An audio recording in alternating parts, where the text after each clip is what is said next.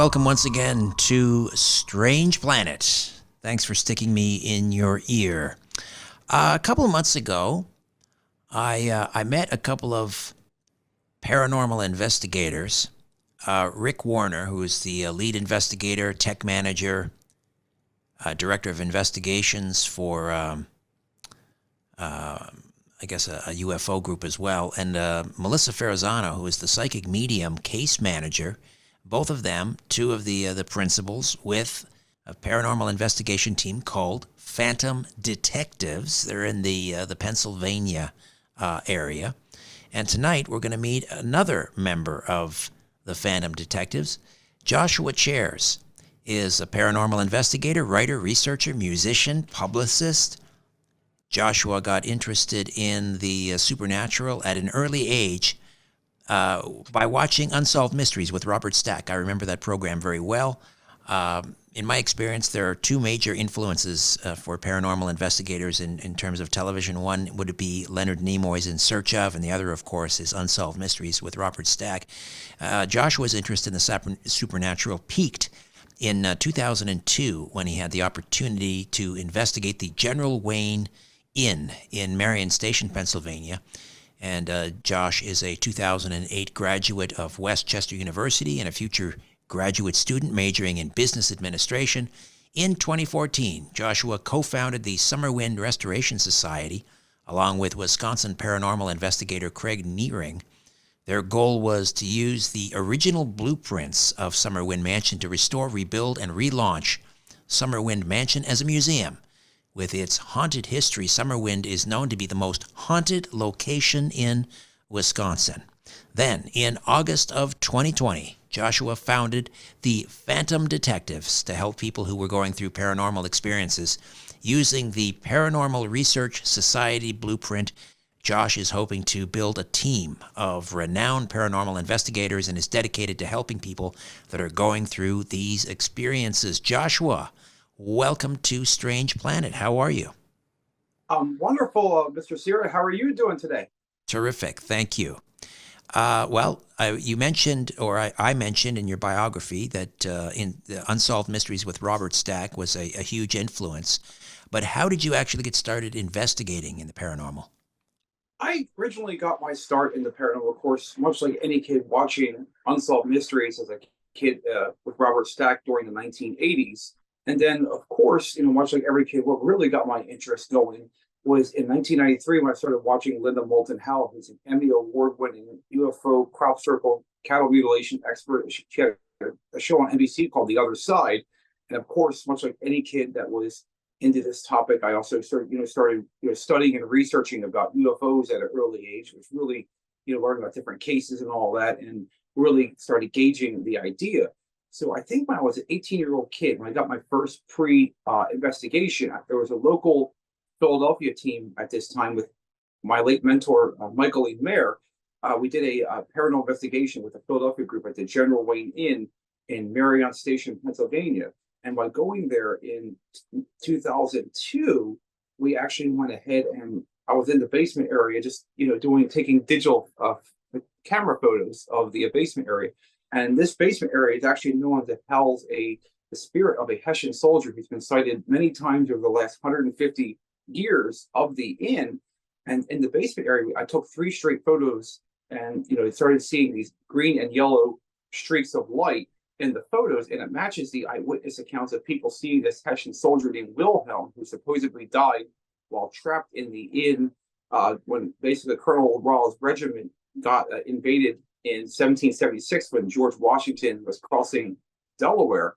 So much like everybody around 2004 when Ghost Hunters came out, they were doing something revolutionary with Jason and Grant, plumbers from Roto-Rooter, which are personal friends of mine. And they, of course, did a lot of investigations. So I started really getting hooked on all the shows, like Ghost Hunters was coming out. And then, of course, Paranormal State with Katrina Weidman and Heather Taddy. And Katrina, of course, went to school with my best friend, Gwen Fellman. And also, in 2008, when Ghost Adventures came out, that was pretty amazing for Zach Baggins and Aaron Goodwin. And I know Jeff Bellinger, who's worked with them since 2008. So I think all these shows started coming out, and I started really loving how they go to these haunted locations, they review evidence, and then they show the evidence to the actual client. So that was really amazing stuff. And then in 2014, I went ahead and watched the episode called The Haunting of Summerwind, which is located in up in Wisconsin. So it's about this episode of this family that had lived at this haunted mansion in the 1970s. And, they had all kinds of paranormal experiences there. And then I went ahead and went to summerwindmansion.com after watching that episode and started basically doing research on the history of Summerwind Mansion. And there I saw a section that said blueprints for sale. And along there, I contacted the seller, and it was actually the brother of the actual owner in the 1970s, Raymond von Bober.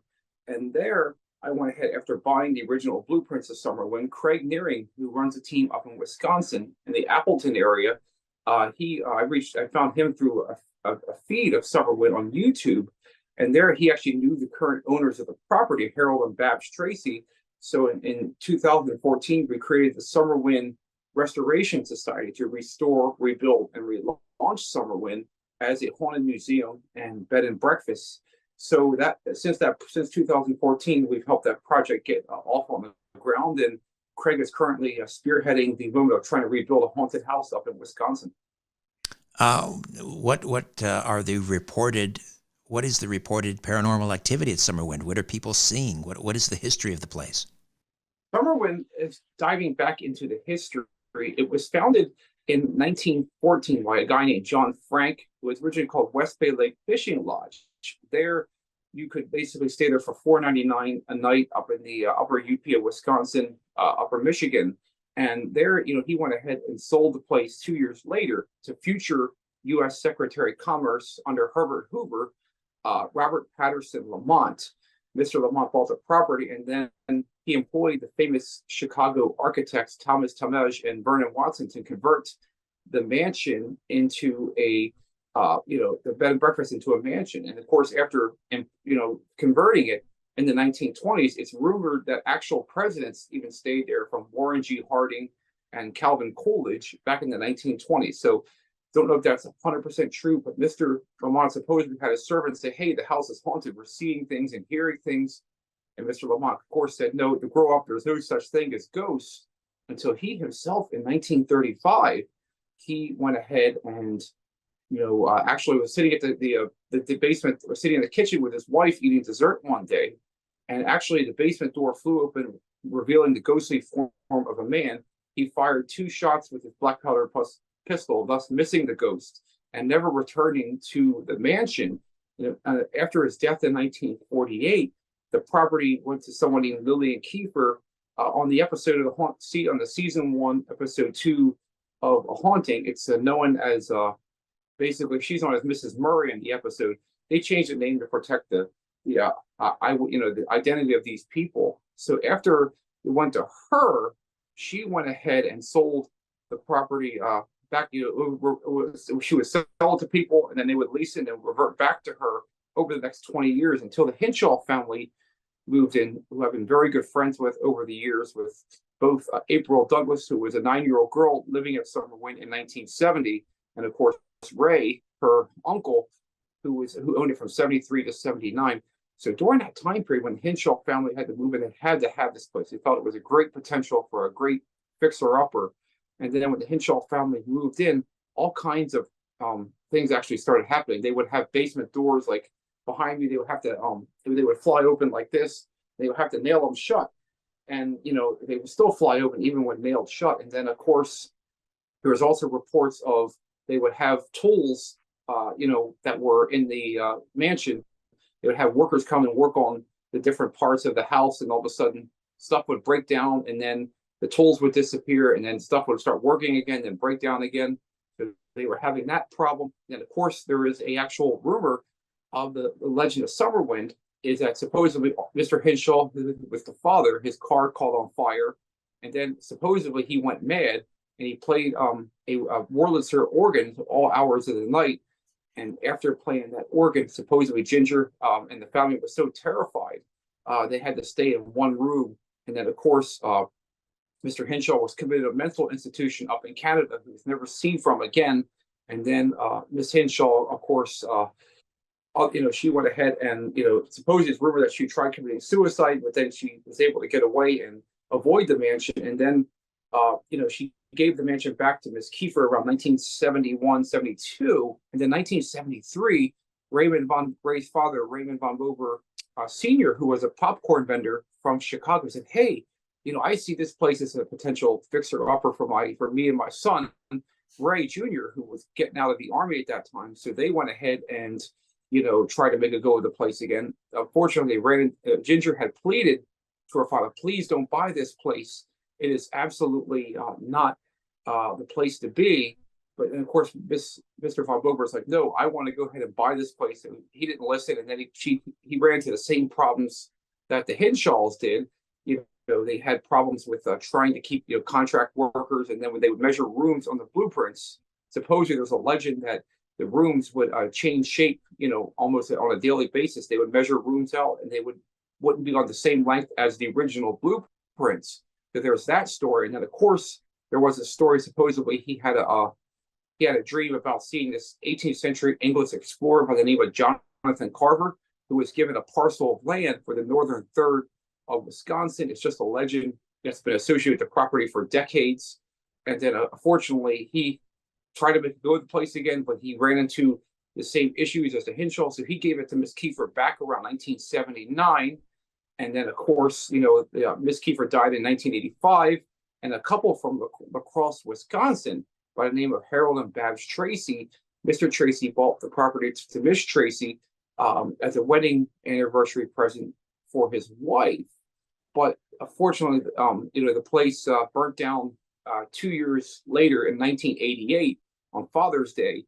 And unfortunately, all that remains today are the two tall chimneys, the foundation, the steps, and also other parts, So there's nothing left of the actual mansion today, but we have the original blueprints. So rebuilding Summerwind in all of its original glory won't be, relatively no problem. It's just coming up with the funding to be able to rebuild this thing. But I think if the right people got involved and the right investors that saw potential in it, it could be rebuilt. And then people trespassing on the property could now come to the property and actually, and it would be a paranormal. You can open up as a paranormal, like a Zach Bagans Haunted Museum of the Midwest. I think it has that potential.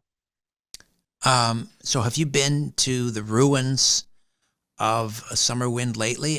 And even though the building essentially is gone, except for the foundation and the chimneys, is there still paranormal activity at the site of Summerwind?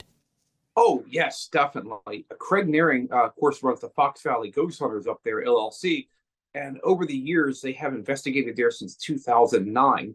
And they would be investigating, like using their EMF detectors and other, voice recorders and ghost boxes. And they actually would start doing EMF sweeps throughout the place. And rocks would come flying out of the foundation to no reasonable explanation. And then, of course, they would pick up like various EVPs. "Hey, you guys want us to rebuild Summerwind?" And the spirit box and the voices will come back and say, "Yes, please rebuild Summerwind."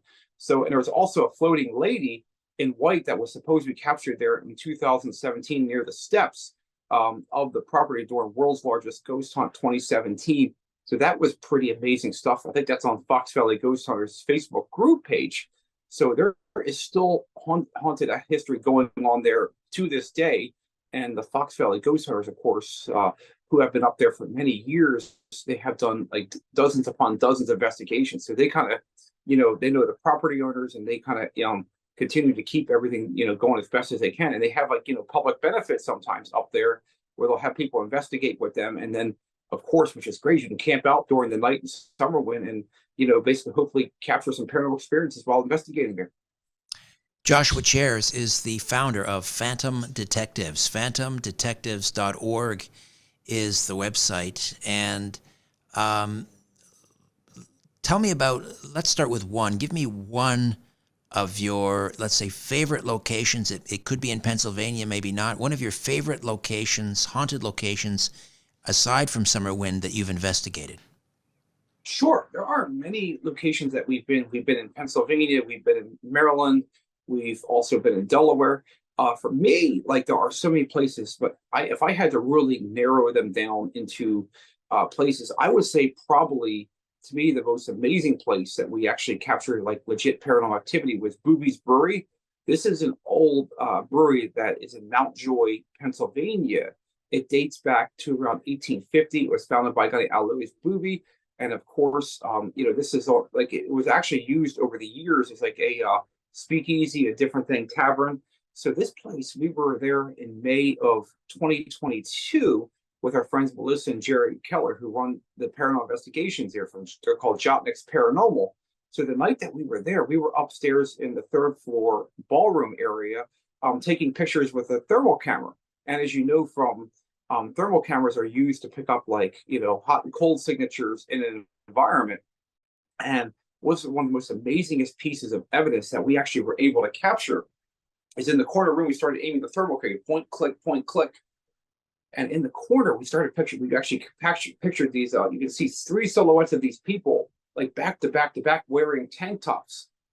And I asked Melissa and Jerry, do these pictures match anybody from the history of the brewery? And they said, yes, they look like some of the Booby family that were there back in the 1870s. So to pick up their apparitions was pretty amazing. And then, of course, when we went down to the catacombs, the catacomb area is still available. You can eat down there. It's like the basement area of the brewery, and it's very beautiful location. And when Rick would started scanning the ghost box to see if he could pick up spirit voices, the thing was malfunctioning like crazy. Whatever was down there wasn't letting him run the AM and FM sweep. And of course, we use three different versions of the ghost box. We use the traditional PSB 7 and PSB 11 by Gary Galka. Of course, who's a well-known paranormal inventor on Ghost Adventures, who created the Millimeter. So he runs a company that manufactures those devices called DAS Distribution, which are one of our many suppliers. And then, of course, we also just picked up the S box from Ghost Stop, which is ghoststop.com. It's only like $80, but the value of the S box is you can save your sessions on an SD card and re-listen to them. Unfortunately, on the PSP 7, PSP 11, you have to use like a voice recorder to save your sessions. But having that S box completely malfunctioned down in the basement area, and then of course Rick, we would take it up to the ballroom upstairs, and it was going off like it was completely. You could hear different voices going on. It was working perfectly fine. So for that to happen with the equipment malfunctioning down the basement and then going up to the actual tavern area of the bar, it was completely insane. And of course, what's interesting, we also have this tripwire EMF. So think of like a K2 meter where you have all those multicolored lights. This thing is like a Christmas lights. You stretch it out. It's called a tripwire EMF, and the different sensors light up the different colors. And right next to Rick, we started the gyroscope, which is one of our devices, like a rotating ghost dial, that started going off at the same time. These our paralights, which are of course our EMF meter style lights, they were going off at the same time. The tripwire EMF lights were lighting up like crazy. So that to me showed that we were having some kind of legit paranormal activity, and you can add layers upon layers of your equipment going off. So I think to me the Boobies Brewery investigation was one of the most memorable over the course of the history of Phantom Detectives LLC. Any EVPs captured on the site of the brewery? I think we caught not as much EVPs, but I think to me the thermal images, because we caught 3 full body apparitions during that investigation. And those are, of course, on our website, phantomdetectives.org. Just look up the Boobies Brewery on the investigation tab. We always post every single case that we do, the results of it, and then we do a brief 2 or 3 paragraphs about what we experienced that night. So unfortunately, no EVPs were caught that I can remember, but it's definitely a place that if you're, have any of your listeners in Pennsylvania or New Jersey or Maryland that are in that area, I highly recommend going to Boobies Brewery, because the Jotnick's Paranormal team also do public investigations there. And, you can definitely go down and, pick up, use your voice recorders and try to see if you can pick up something yourself. So fortunately, we didn't catch nothing ourselves, but we're hoping to go back in the future and hopefully capture some amazing EVPs. Joshua, hold on. We'll take a quick time out. Back with more of my conversation with the founder of Phantom Detectives. What would it feel like to reclaim your health, your vitality, to sleep deeply, to live fully, to address health at the root, at the cellular level, so that your body can detect damage where you have it? Imagine living younger, longer, having the energy to do what you want to do when you want to do it. Discomfort fading away. ASEA Redox Supplement harnesses the power of your body to heal itself, giving you the ability to power your potential. This is one of the most profound health, athletic, and anti-aging discoveries of our lifetime, and we need the world to know about it. If you want to learn more about ASEA, visit strangeplanet.teamasea.com, strangeplanet.teamasea.com, and be sure to text or call my colleague and friend Lynn at 443-254-6024, 443-254-6024 to order or for additional information. ASEA Redox Supplement. It's truly wellness redefined. Joshua Chairs is with us, the founder of Phantom Detectives. That was one of your favorite locations. What about the most active location, or maybe even a location, an investigation that left you rattled? Investigation that left me rattled. There's a lot of them over the years during paranormal investigations at the ones that we've been. But I'm going to say probably the most hair-raising experience that we had. Of course, we do historical societies, asylums, all kinds of locations. But for me, it's like we always do in the residential cases, because the residential cases are where you're going to get the most hair-raising experiences ever. So this was back in August of 2021. We were there with Dark Hour Paranormal, who of course works with Dr. J, who Art Bell's little producer, and of course Dark Hour Paranormal is his UFO expert.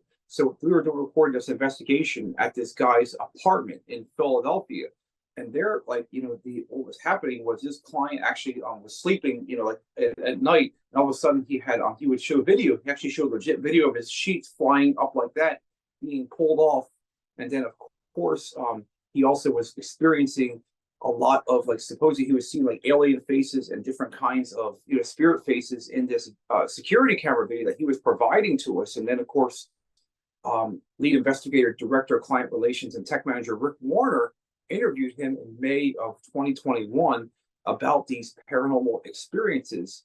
And so that was all the stuff that was set up from the minute that we went into that apartment. And we were there in August of 2001 with our previous lead investigator, who has since left the team and to start her career in music. And so the night that we were there, we were feeling a lot of heaviness, a lot of pressure was on our chest. It was it looked like the hair was standing up on our arms. We started almost feeling like vomiting, completely feeling sick. That was an experience. And then from some of the evidence that we captured that night, we were using the dowsing rods. Rick is actually very well versed in using these, and we got a lot of responses. They were moving by themselves and shifting a lot in this guy's bedroom. In the master bedroom, we were picking up on the spirit of a 19-year-old kid who took his life. And then of course in the living room area, where all the activity, or the central area of the activity was mostly associated, we started picking up on two spirits of a middle-aged woman and an older woman. And they were actually, we like to call them the potty mouth spirits. We were actually getting cussed out on the spirit box. I've never heard anything like that on the AM and FM sweep. They're saying all kinds of profane things. So for that to happen, and on top of, we actually captured an EVP that night during that residential investigation. It's on case number 05. I think it's JC's estate. It's a residential case in Philadelphia. And there, Melissa asked a question: is there a spirit here? Is this his home? And you can clearly see a whisper that says, "Right here." So that to me raised our hair up. When you hear the word "right here" in a whisper, that was absolutely terrifying. So to me, when we got out of that place, we started feeling sick for weeks. We did not, we had to basically completely, and we even we actually used a special rosary that night. We actually had one from Dave Schrader from the Holzer Files, who of course, we actually have the Merchant's House rosary that he wore on that episode. And that thing, thank gosh we had that thing, because if we had not had a rosary with us, those things could have attached to us. So that to me was one of those hair-raising experiences, when you're feeling vomiting, you're feeling sick. And then, of course, when you are in the process of trying to, all the pressure on your chest and all the equipment going off, our EMF waves were spiking like crazy.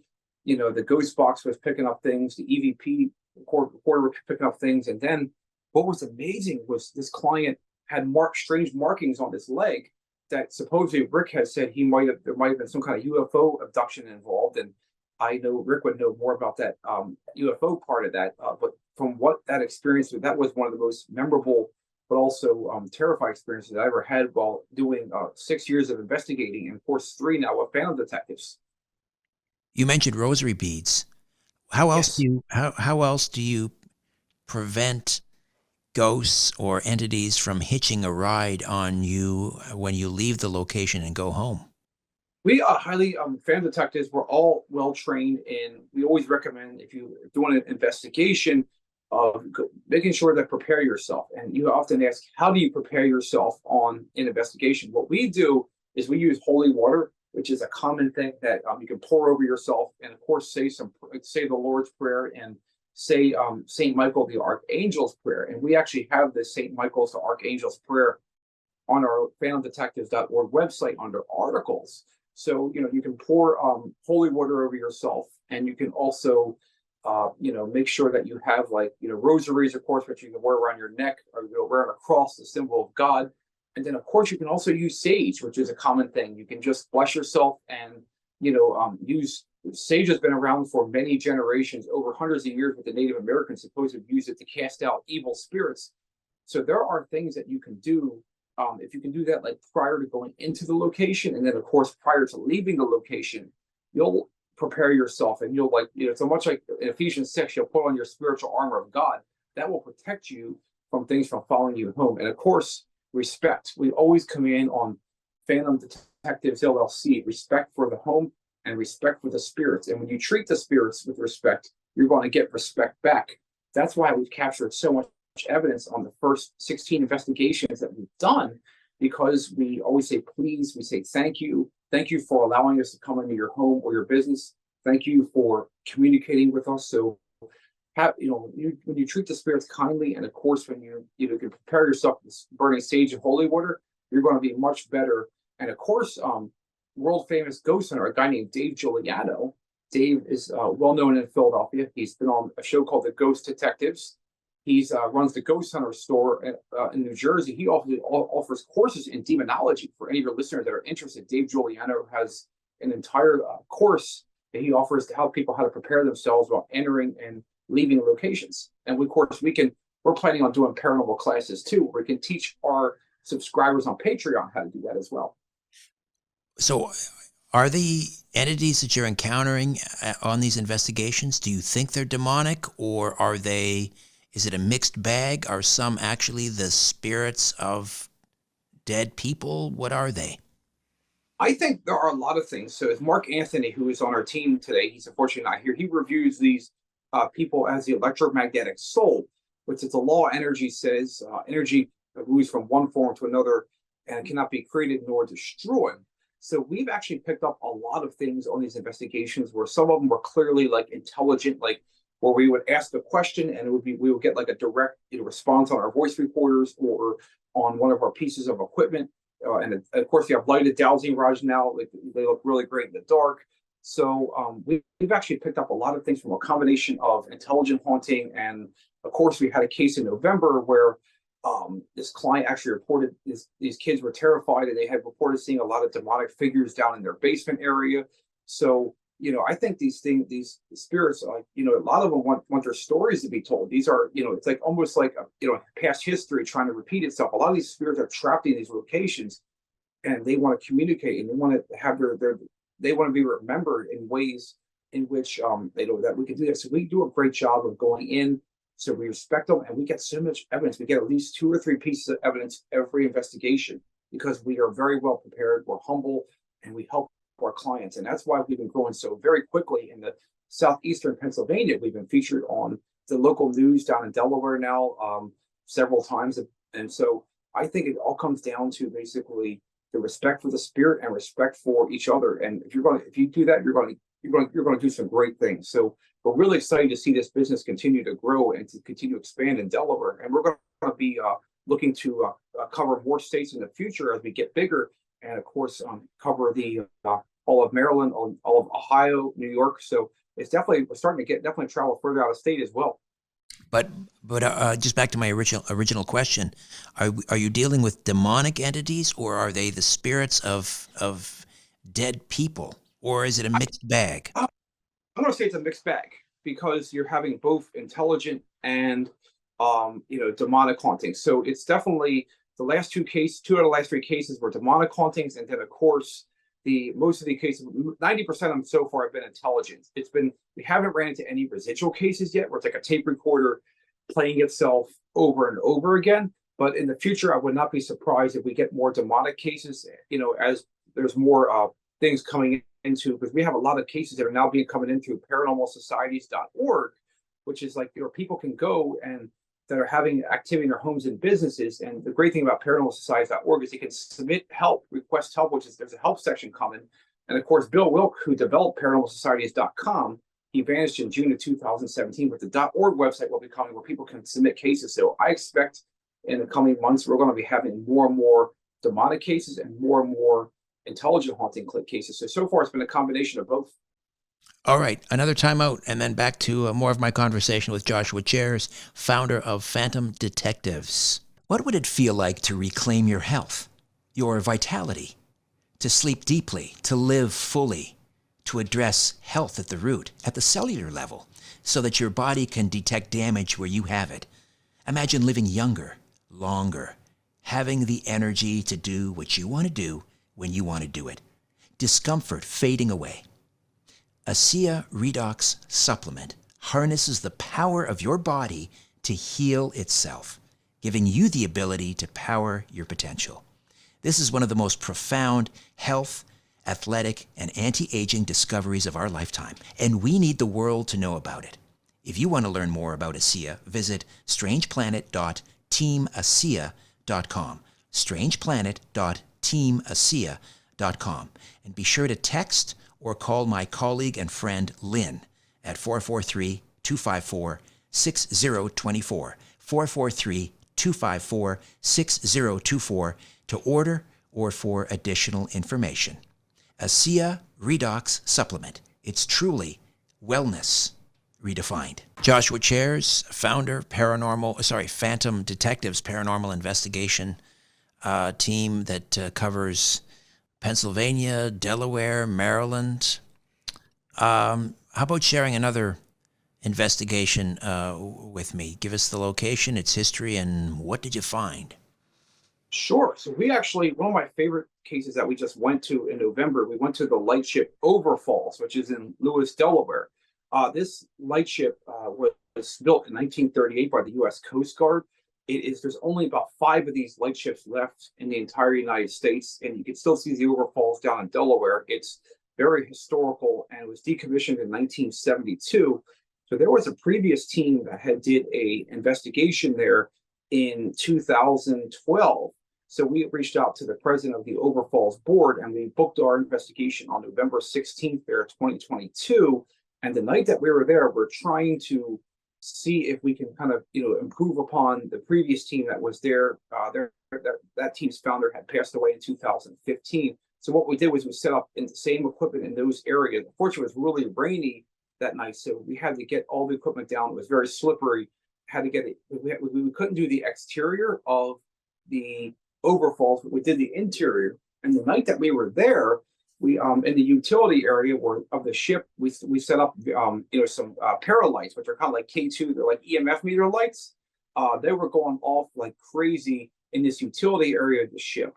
And then, of course, in the captain's cabin, we also moved the paralight, and we started picking up a lot of these things. With the thing was spiking like crazy. All the devices were going off in that room. And what was amazing was we also used something called an SLS camera, which is a structured light sensor. The SLS camera has been used on many paranormal shows before, and right in the area where the equipment was going off against a solid wall, there was nothing on the solid wall. So the SLS camera, you have to be very careful when mapping with it. It actually picks up stick figures and marks them as an anomaly on the camera. We're picking up on this huge spirit, like the size of this, like about 7 foot tall, on this SLS camera. And then, of course, there's a couple smaller guys that were like 5'10", 5'11". So to me, I must have been, I think it was the crew of the Overfalls that were haunting the ship. And then we were in another room on the crew side, because we were on the administrative side when that equipment was going off. We actually picked up a Class A EVP in in one of the crew's cabin, and it says, "Hello, help me." It was a female voice that said it was Class A. I've never heard anything like it on the first 15 investigations that we've done, but to pick up a woman's voice when there's nobody else on the board of the ship, it's just you, that was hair raising. And I still remember that to this day. And what was amazing is after we did this investigation, the local news, we were picked up on this story, and we were featured in the Cape Gazette and WRDE Coast AM. So they did a story all about it. And, so actually more and more people now are aware of this lightship. So there's, it's the beautiful thing is it's a floating museum now. People can get any of your listeners in Delaware can go down there and you can get a tour for $5. But now that we've been there and we've established that there's legit paranormal activity on this ship, I highly recommend getting out there. So especially for teams, that this could open up more and more teams to come down there and do their own investigations. So we definitely feel that we've helped. Hopefully, more and more people will be aware of this location in the future for as a paranormal hotspot. Was there some sort of a tragedy on this lightship that may have caused it to be haunted? I definitely feel the crew themselves, since it was part of the Coast Guard. I don't like Melissa, of course, was not picking up on nothing malevolent, that nothing tragic, like nobody died on board that we can recall. But according to my research, there are shipwrecks that are nearby that are called the port of the Overfalls, which is where the name Overfalls came from. The shipwrecks where people went down with the ship that were nearby in a nearby area of the Bay Area in Delaware. So in the marina area. So my assumption is, I don't think that there's nothing that nothing tragic that I've encountered, and the president of Overfalls can say this, who I'm friends with, that there is no legit nothing tragic that happened on the Lightship Overfalls itself, but there are nearby ships that went down in that area. So that definitely feel that there's a lot of tragedy, that maybe some of those spirits could have flocked over to the Overfalls, because since it's the only continuing floating lighthouse left in existence in Delaware. So maybe a lot of these spirits moved over from these shipwrecks onto the lightship. So that's what I think what happened. And it's hard to say for sure, but I definitely feel the beautiful thing is the lightship is still in pristine condition, and for being almost 80 years old, it's like it's still been there for 50 years. So hopefully there's nothing bad or malevolent of these people from these shipwrecks that went down. But the tragedy of all these other ships that went down in that nearby area definitely kind of makes me wonder if there's a lot of energy on there. There's a portal of spirits coming in and out of that place. Aside from investigating, are you I don't know if the term is exorcising. Well, I suppose if there are demons involved, there would be an exorcism of a location. But if they're ghosts, what do you do? Do you get them and convince them to go to the light, or what do you do? How do you remediate the situation? Well, there's a lot of things that you can do.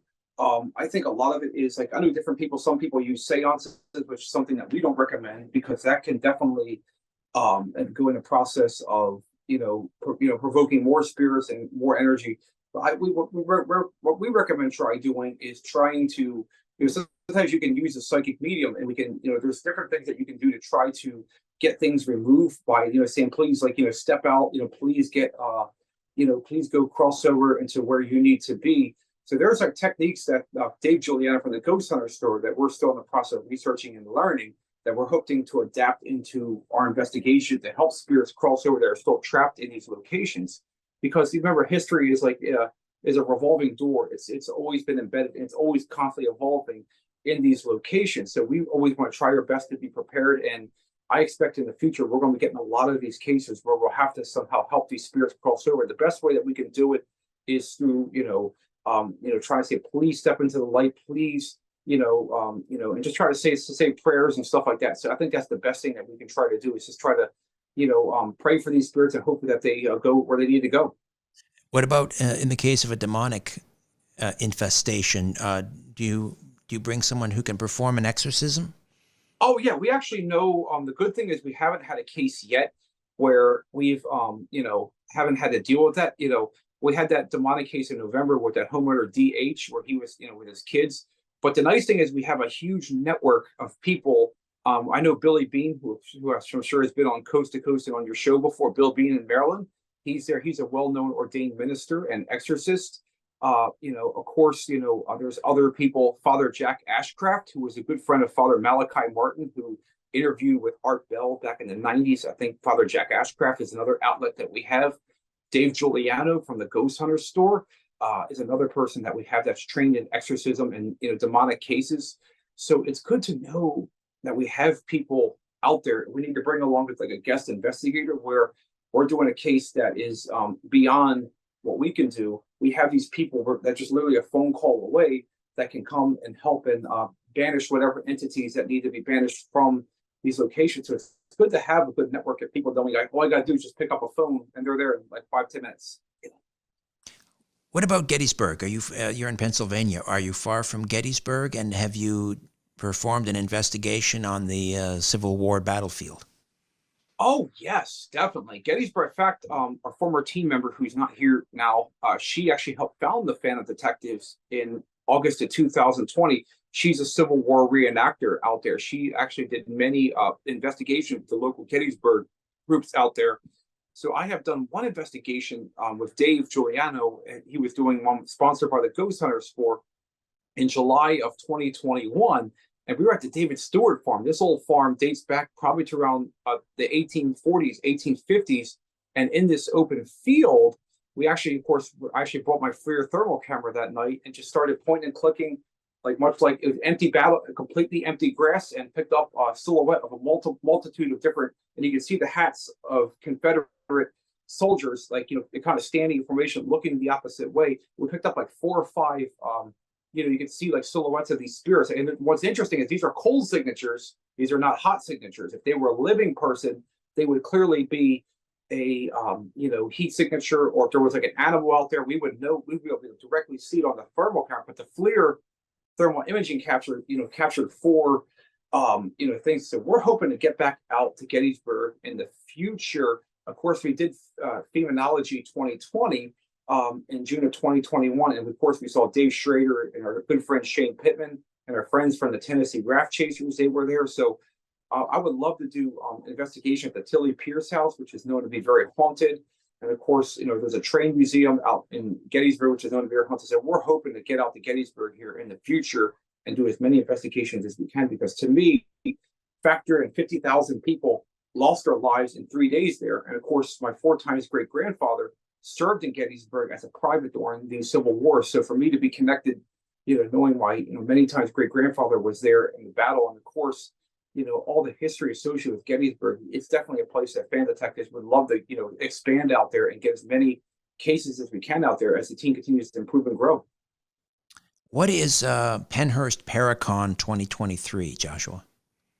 Pennhurst Paracon 2023 is the largest paranormal convention on the East Coast. Some of the most elite, prestigious paranormal investigation teams will be there this year. And Pennhurst is a pretty amazing location. So the Paracon is like where the biggest teams in the world come together all in one day. And there's a lot of big names that are coming to Paracon 2023. Ghost Hunters, of course.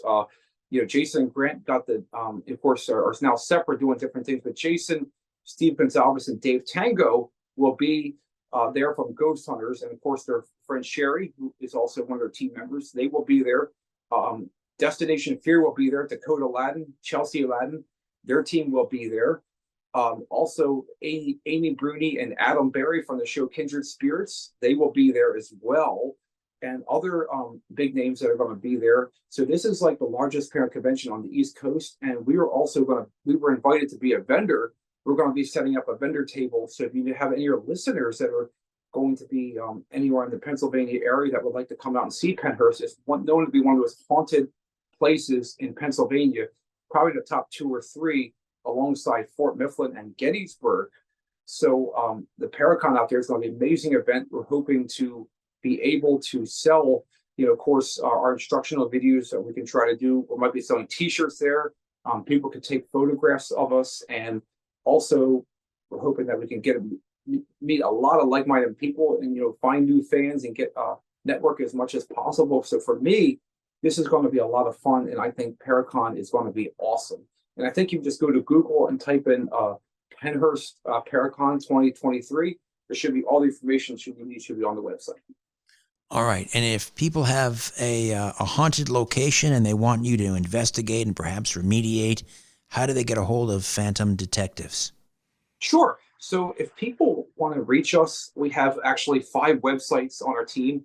So I'll go through each one and what they are. So, of course, the first website is afterlifefrequency.com. That's our researcher, Mark Anthony, the psychic lawyer, so Oxford educated attorney, world-renowned psychic medium. He's more like behind the scenes. He does all of our research for haunted locations, offers us suggestions. So afterlifefrequency.com is his website. And, of course, he's been on Coast with George and on Gaia TV. And to reach Melissa, so if people want to get a case investigated, Melissa is like the contact person for the case. And her website is the word psychic, mediumautumn.com. So psychic, mediumautumn.com. And Melissa handles all the cases that are incoming and all the inquiries, because she's like our intake person. And then if we determine that the place is haunted, Rick Warner will, who is well-trained from MUFON, will interview the clients. So to reach Melissa, it's A. Ferrazzano, AFERRAZZANO, A. Ferrazzano at Verizon.net. And that's how you can reach her if you have any cases that are known to be in your area. And of course, we also have drumroll, darkmatternews.com, which was the news service. We keep it open as a tribute to Art Bell, since I had worked with his staff in 2015, 2016 on their radio shows, Dr. J Radio Live and Amy on the Radio. So those, of course, darkmatternews.com, we keep open since we bought the brand from Leo Ashcraft in May of 2021. It was a news service of Art Bell's Dark Matter. We keep it open as a tribute site to remember Art, and it's a part of Phantom Detectives LLC's banner. And of course, our team website is probably how you're going to reach us fast. It's Phantom, PHANTOM, Detectives, all one word, phantomdetectives.org. And we have several ways you can reach us. My email is director@phantomdetectives.org. And we also have a Discord server. We have an entire virtual community where people can log in and chat with us live if they want to reach us directly without having to email us and wait for us to respond. We have an entire server where people can reach us and just hop on chat, and I'll be right there to chat with people who are interested in having us do cases for them. And of course, besides phantomdetectives.org, there's also paranormalsocieties.com. We're listed in every available directory. So the new directory on paranormalsocieties.org, if people can help submit case requests, and you can respond to us there too. So we have a lot of options for people to reach us. And of course, on social media, just by typing all one word, Phantom Detectives. And of course, if you're going to type in Dark Matter News, which is owned by the company, Phantom Detectives LLC, just type in Dark Matter News. It is the same place. We're on Instagram, Twitter, Flickr, Tumblr, all those. Fantastic. All right. Joshua chairs the founder of Phantom Detectives, phantomdetectives.org, the best website. All right. Thank you so much. Great meeting you. You too. Thank you. A new Richard Syrett's Strange Planet drops every Monday, Wednesday, and Friday. Subscribe at strangeplanetpodcast.com.